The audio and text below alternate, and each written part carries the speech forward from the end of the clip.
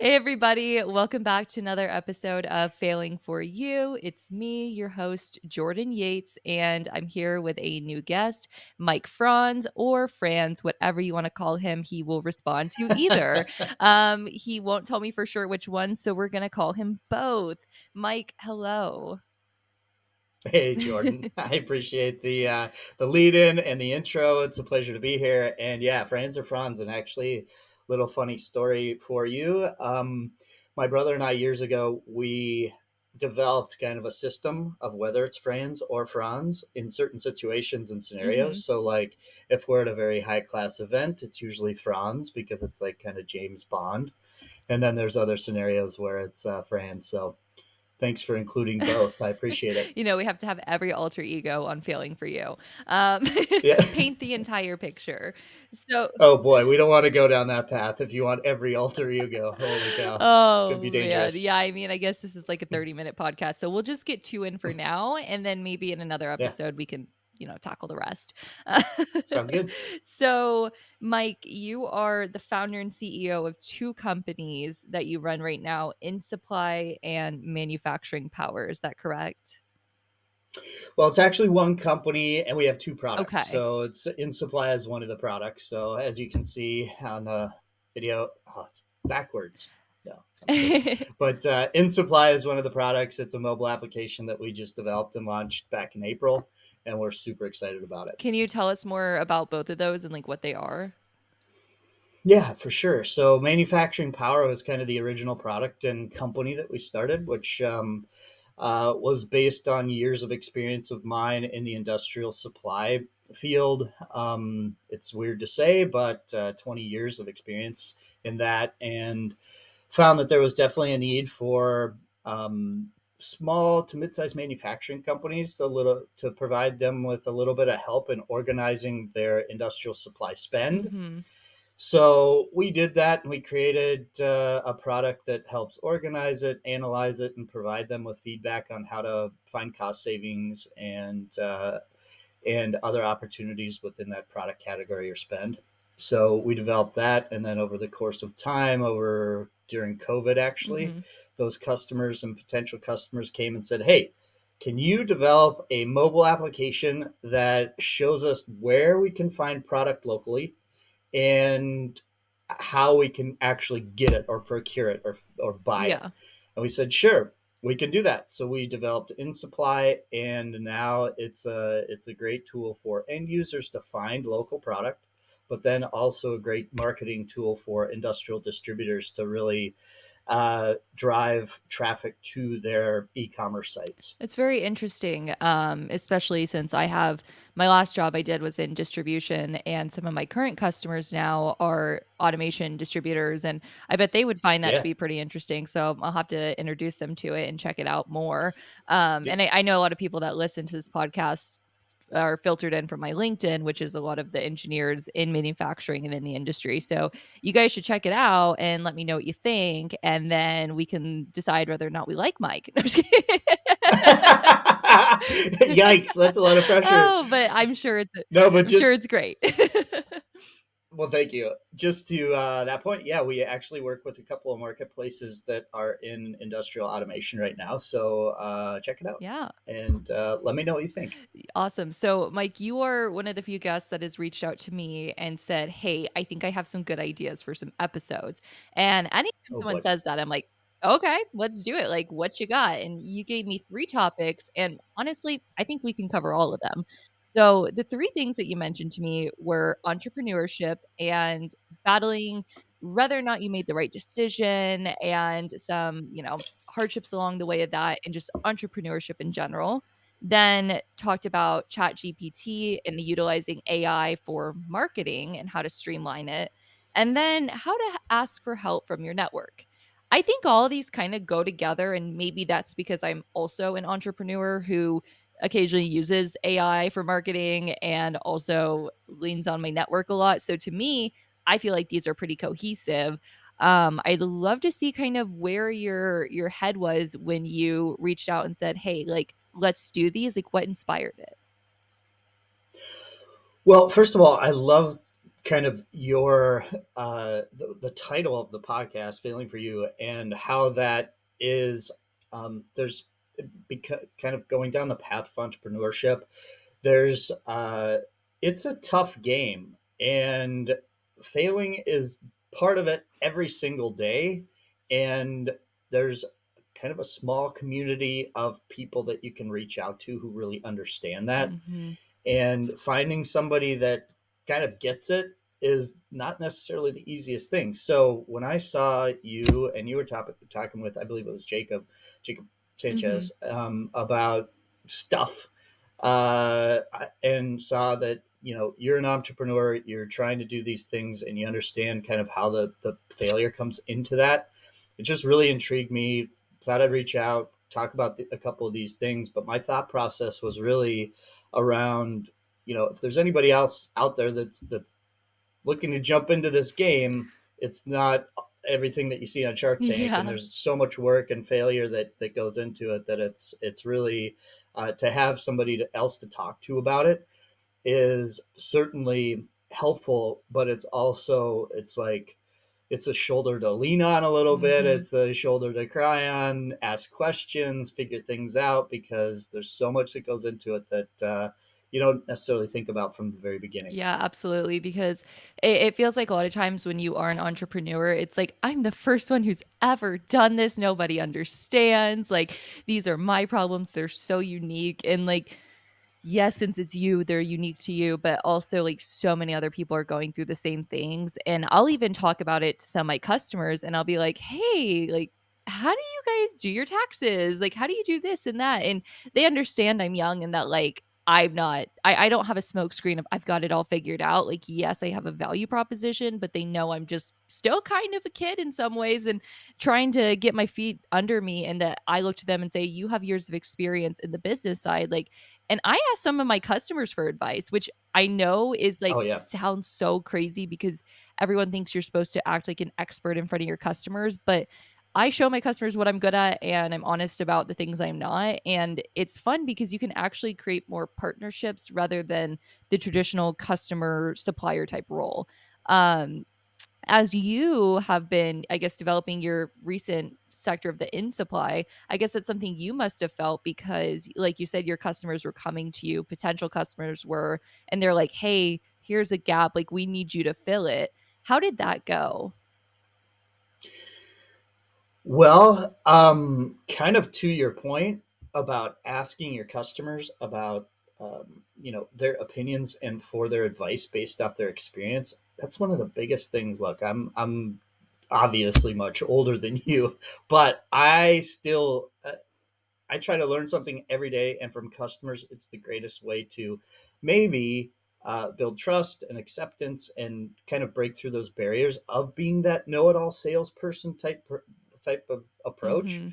where it's like, okay, I don't know everything. I'm looking for you to.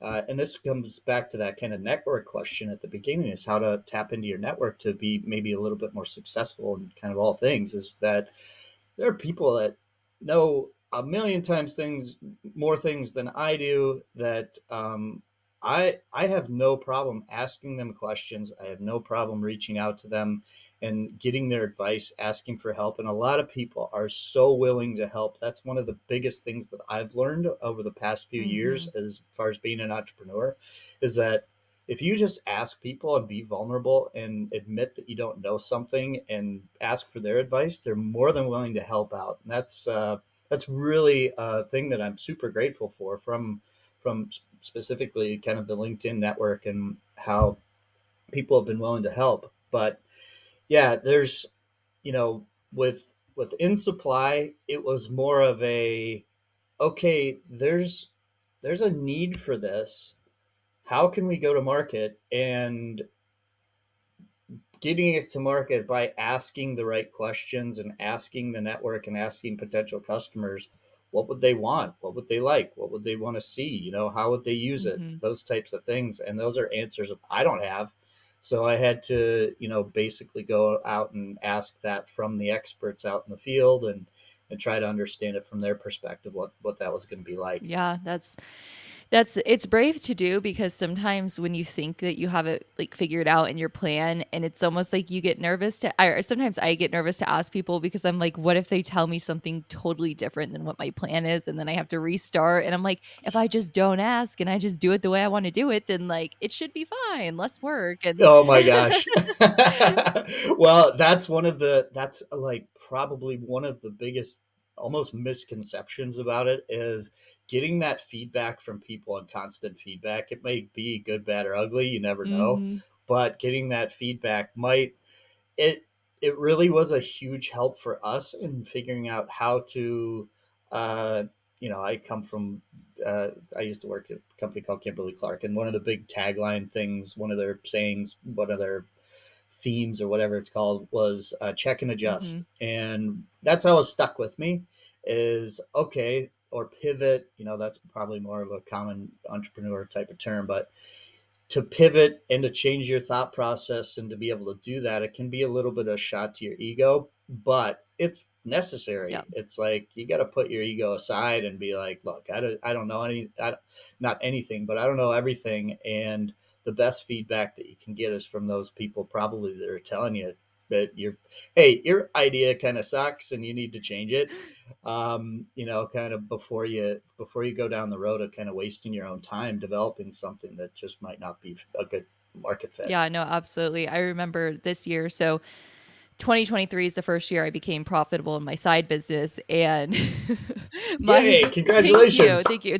It's crazy, it just really took off, but my first project that was over $1,000, I had my boyfriend look over it, and it was like I had a customer who wanted me to take a bunch of their old videos and kind of piece them together to like a couple-minute video as an overview for their company, and when you're working Hmm. in media, there's nothing more frustrating than editing somebody else's footage that has absolutely zero experience with recording things, you know? And so it's just like a bunch of Hmm. sideways, like shaky footage. And so I did my best to put it all together. And my boyfriend's, he's kind of a partner in the business. He helps me with like the legal stuff and all that because he's an attorney.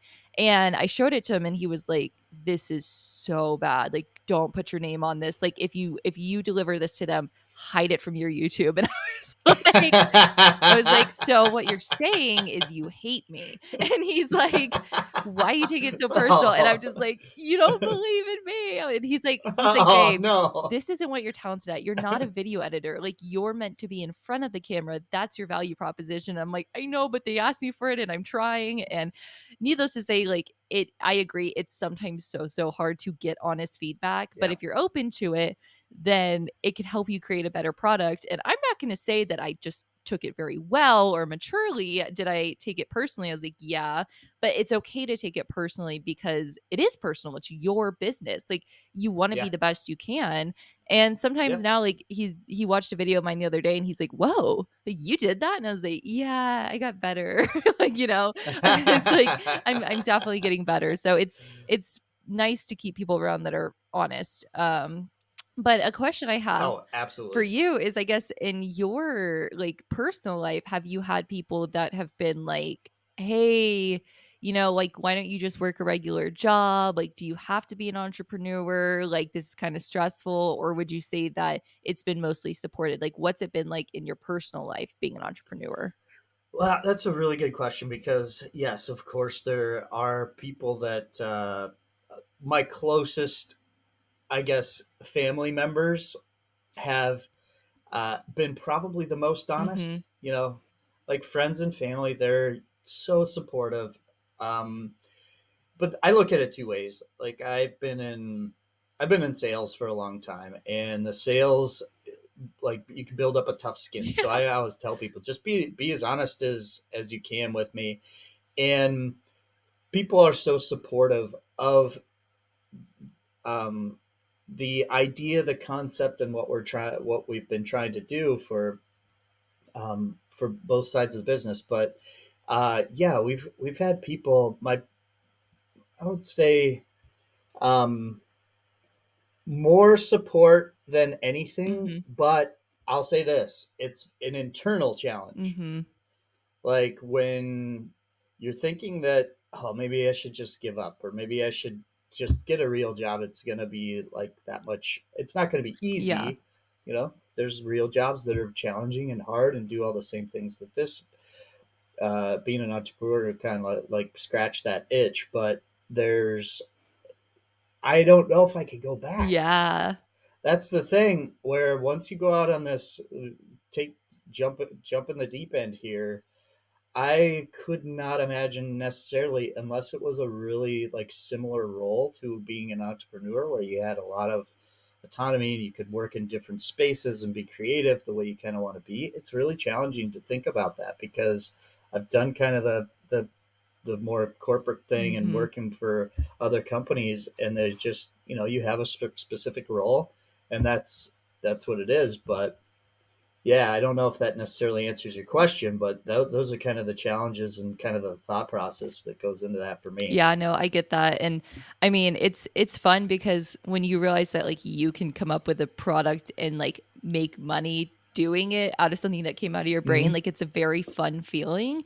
And then when you realize like other legitimate people and businesses want to pay you money, it's like very exciting. And I have a background in sales as well, so I definitely understand like the thick skin and like to me, I don't mind rejection, and that's kind of the reason I started this podcast was to me, failure isn't so personal. It's just data. It's just we're figuring out as we go. It's okay to fail. But I forget that that's not normal for people to feel that way about failure because some people are just like, oh my gosh, like it's the end. I'm terrible. I suck. And for me, I think maybe I'm just delusional. I don't know. But I'm like, oh, failed again, oh well. And then I just keep going because to me, like, I don't have kids. Like, I have a pretty flexible life. I have is like, my dog to take care of. And I feel like I can fail right now and I'm like safe enough. And it helps that I still have my day job, and that does well and it's flexible. So I know it depends on the circumstance. It's not like I invested all my life savings and it's like if I fail, everything goes to shit. So I think it really depends on the stakes of when failure hurts more or less. But if you're Yeah, starting with nothing and you invest very little, then it's like, if you fail, you fail, then you figure it out. But I don't know. I think I've always had the entrepreneurial bug of, when I was 10, I wanted a dog washing business. And then I'm, just out like trying to start a business constantly. And then it took me till I was in my 20s to actually make one profitable. But it's definitely fun. Have you ever tried to do another business that didn't work out before? no. So, but I'd never tried Mhm. before. So this is it, and kind of like I'm all in on this. So it is you'd mentioned like stressful and being able to overcome that stuff, but no, I've never, other than lawn mowing stuff and lemonade stands and those type of things way back when. Those were kid stuff, and taking care of people's dogs and doing that kind of thing was kind of the I don't want to say that's kid stuff, but that was my first, going around knocking on doors, seeing if people wanted to me to take care of their dogs or mow their lawns, or if they wanted some lemonade. That was kind of that stuff. But other than like actually having a business established, and you have to establish it with the state, and you have to get tax ID Oh numbers my and all god, that I kind of stuff know. to make it actually a business. Nothing really before that. And there's just all kinds of that stuff that goes into it. But it's been, I haven't done it before. But kind of alluding back to the last question, is like, I don't know if I could ever like give that up, but or trade it for something else, because I've just learned so much. And that's been part of the experience that I like so much, is that it's every day there's something new to learn, and there's somebody new to talk to, and there's something new to discuss and think about. And it is really challenging, but that's kind of the appeal of it. Yeah, no, absolutely. It definitely keeps you engaged. Now I want to ask you about your tips for using AI and Chat GPT for marketing. What is that all about? How are you specifically using it? And like, what are some things you've learned? I mean, there's a lot, and kind of new things are coming up every day as far as how to be a better prompt writer, and to make sure that your prompts are specific enough to get kind of the results that you want. Mhm. And just as an example, I'm a horrible writer. Like, I just know this, and I don't use it to actually write content or like email responses or things like that, but I do. Meaning, I get the idea. I'll have an idea, and I'll plug it into ChatGPT to get some sort of either content related thing or something that I need a very professional or well written email. Mhm. I'll plug something in there, and then I'll say rewrite it, and it'll rewrite it, and it'll give me ideas on how to not only use that but make it my own. Mhm. And that's probably one of the biggest things that I've used ChatGPT for, is just to kind of help me in the process of writing content and also doing email responses and creating emails. And then I mean, there are so many things that it can be used for. I don't know what sort of CRM, or if you utilize a CRM. I'm sure many of your listeners have some sort of CRM that they use, Mhm. but um, I use one, and I'm using it. It's a well-known one. I don't know if I can mention the name or Yeah, whatever, I mean, but knock they. yourself out. So I use HubSpot, and HubSpot is,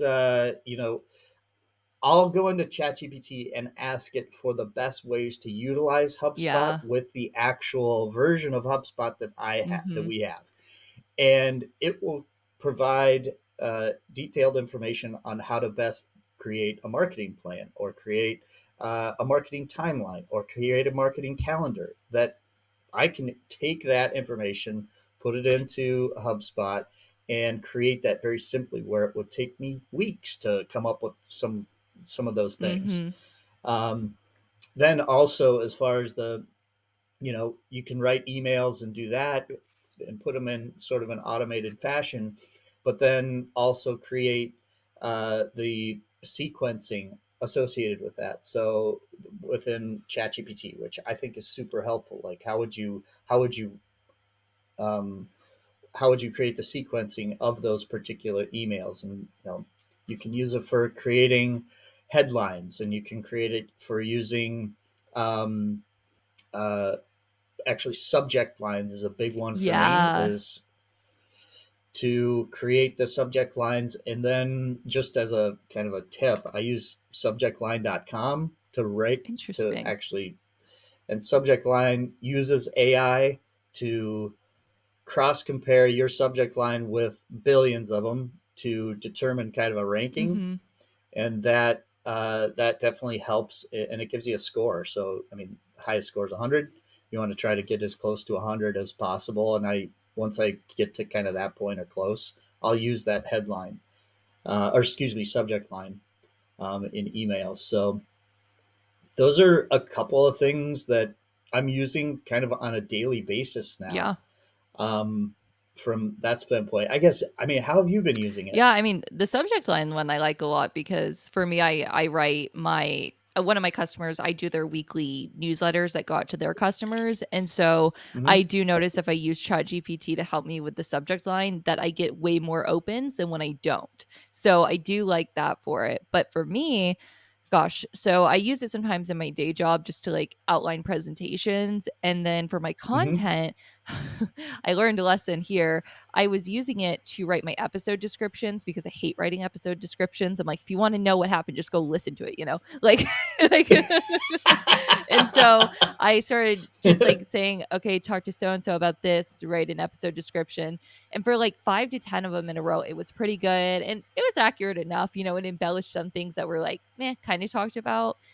And Mm-hmm. then a few episodes ago, I had Robert Derringer on, and we talked about like a more touchy subject of like kind of diversity, inclusion, stuff like that in the workplace, and kind of how white men have been canceled and blah, blah, blah, all that stuff. So I plugged that in to ChatGPT and it wrote an episode description. And it was close, but wasn't super accurate. And I didn't like Mm. really go through and like really comb through it. I was just like, gosh, I was spread so thin at the time. Like I just used it and I posted like a episode teaser, and I put that as like, this is what we talked about. And I had a guy comment and just go off on me for paragraphs and paragraphs of like, this is so not PC, like you're doing XYZ, and just like tearing me apart for what the episode description was. And then I read what he wrote and I kind of cross referenced it with what I had posted. And I was like, honestly, like, he's mad about something that wasn't actually talked about. It was what ChatGPT described it as, and, like, that was on Mm, me for posting like that. So I came off as very yep. insensitive on a sensitive subject because I was being lazy and I just didn't have time to write the description and I didn't check it well enough. So here I am looking like I'm advocating for, like, some sort of, mild racism and sexism, and he's like, "Yo, like, that's bad." And I was like, "Oh my goodness." So then I edited the post and I went back and I actually rewrote it like how the episode really went, and we were good. So sometimes our lessons can be a bit Yeah. extreme. So now I mostly use it for like, if I am doing email newsletters for my customers, I'll take like a part description that we're talking about because we'll do demos of like automation parts, and I'll say, write a sentence about this, and then I'll just add it in places to spice it up. But sometimes the Yeah. language is a little too frivolous. It's like, look at this elegant beacon, and I'm just like, Yeah. it's an indicator light, chill, So Yeah. Yeah. it's a little here and there, and then sometimes I'll use it for thinking about episode questions for my other podcast that I'm the host of because I write the questions, and so I'll use it for Hmm. inspiration. But then the questions always sound too formal; they don't sound like me. So then I'll just go back and like kind of use them and then kind of edit them. But honestly, it's just kind of as things come up. I kind of almost treat it like a Google, and I'll ask it how to do Yeah. things, especially with video editing, and then yeah, I don't know. So it's pretty integrated, but I've learned my lesson to not trust it too much, which I already knew, Yeah. but to like take Yeah. that extra step of not being lazy, and not relying on it too much because sometimes it just doesn't get your point across in your voice and you can come off very poorly like I did. So luckily, not too many people follow my podcast page on LinkedIn. So it was only seen by a couple people, but it was enough to upset somebody, and that's not good. Yeah, yeah, yeah. No, it's you bring up such a good point. Like, I I don't know if it's considered lazy though. Like, it's a tool, Yeah. so it's there to help. So it's like taking a tool and utilizing it to your advantage. But I totally understand. Like, it is plug it in, double check it, make sure it's okay with you.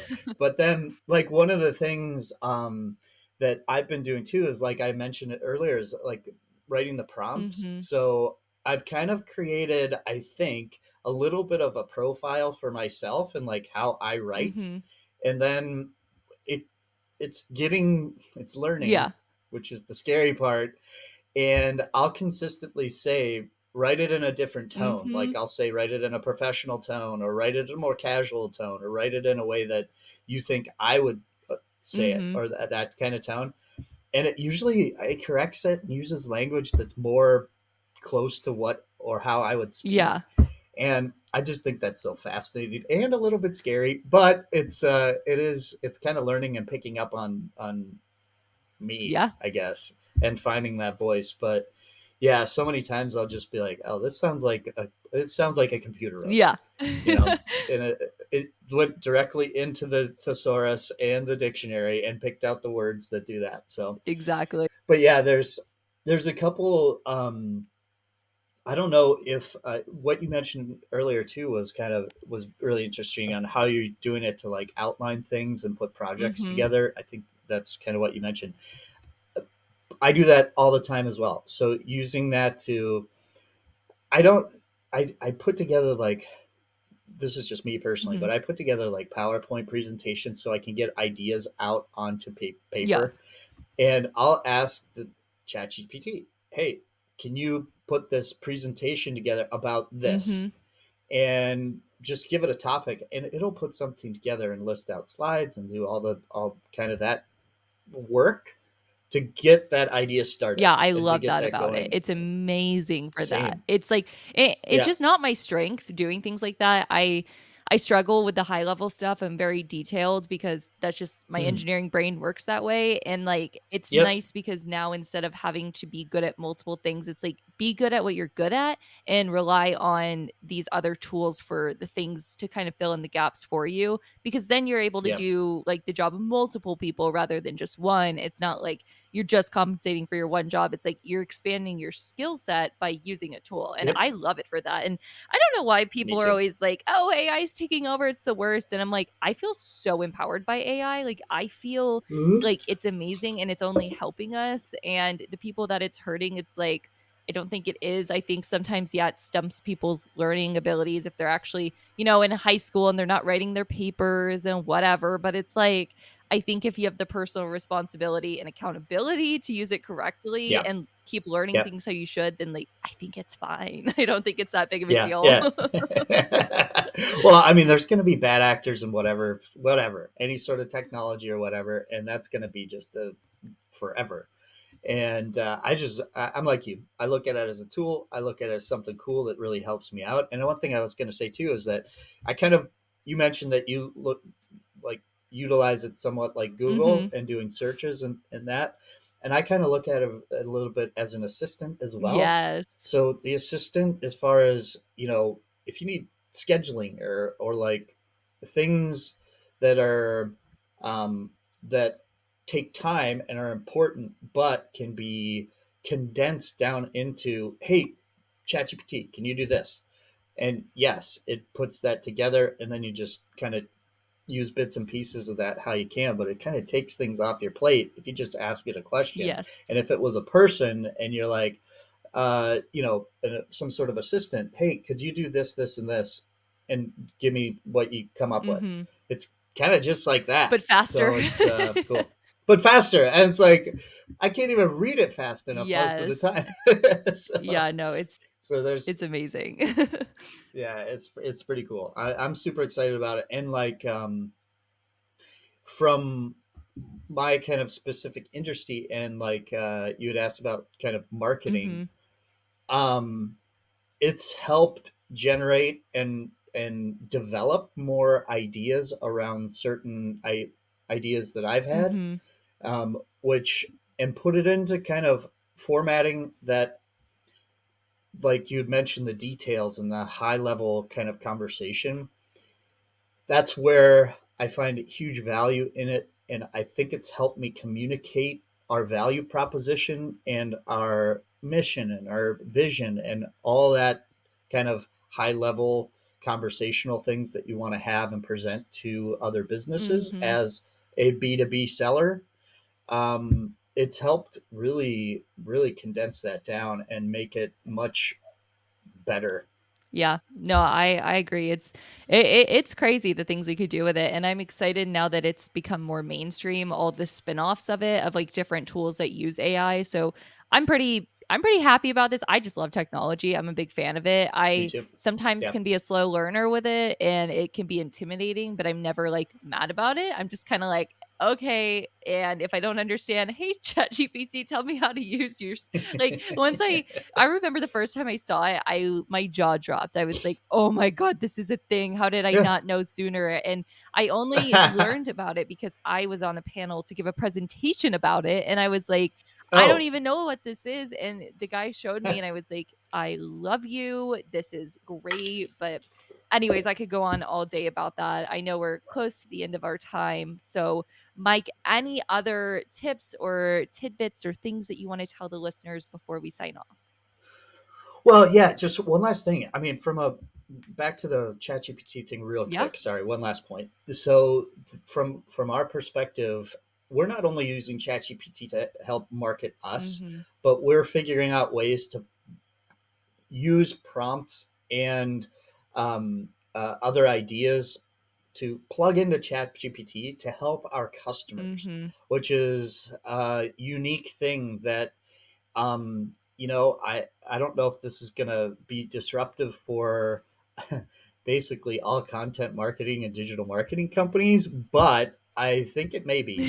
And there's things that can be done to help, um, promote customers that are pretty easy to implement with the help of ChatGPT Mhm. that can be super valuable to customers. And our product is, not to keep talking about it, but our Plug product it all is kind day. of it's a marketing tool for industrial distributors, Yeah. and we're figuring out ways to utilize ChatGPT to and AI, I should say AI, and large language models and that kind of more technical stuff to create a more a newer way of doing things. Mhm. I'll just leave it at that. So it's very cool. If any of your listeners have, excuse me, questions about kind of in more depth about what we're doing, happy to talk to them. Would love to, and and kind of that. But yeah, there's a lot that goes into entrepreneurship. There's a lot that goes into finding new ways to utilize tools and to utilize technology to help with that. But it's all part of the learning process, and I just absolutely love it. And you're doing the same thing, so it's super cool. Yeah, I love everything you've had to say today. And I will put your LinkedIn and your company website in the episode description. So, in case any of my listeners, are interested in checking out more and getting to know Mike and connecting with him, we'll have all that linked below. So, Mike, thank you so much for coming on. Guys, thank you so much for listening today. And that's all we got. So, as always, I'm your host, Jordan Yates. And in the meantime, I'll be failing for you. See you next time.